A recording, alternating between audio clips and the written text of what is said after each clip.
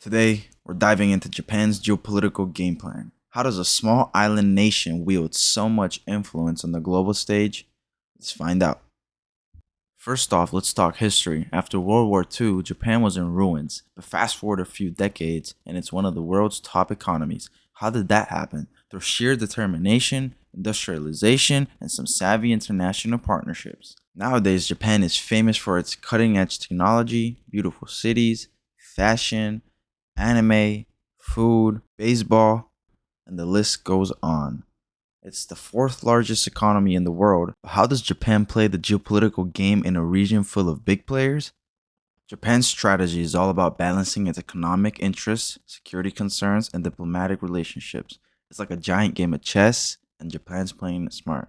One major piece on Japan's chessboard is its alliance with the United States. This alliance dates back to the Cold War and is still super important. The US has military bases all over Japan. They perform joint military drills, intelligence sharing, and strategic planning. This shows just how tight this relationship is. But Japan also wants to stand on its own feet when it comes to defense.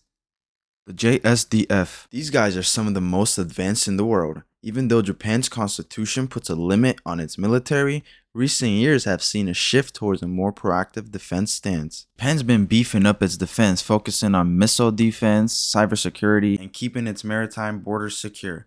They've got pretty high-tech gear and specialized units to handle modern threats. One of Japan's biggest headaches is the East China Sea, especially the Senkaku Islands. This area is a hotbed of tension with China. China's been flexing its muscles in the region, which has Japan on high alert. This isn't just about a few islands. It's about control over vital sea routes and resources. So what's Japan doing about it? Strengthening its ties with Southeast Asian countries.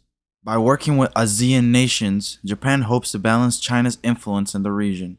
Although, ASEAN nations are now deciding to join BRICS. If you aren't aware, BRICS is an alliance between Brazil, Russia, India, China, and South Africa.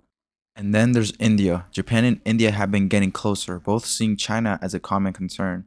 They've been doing joint naval exercises, signing defense agreements, and even working on projects like the Asia-Africa Growth Corridor.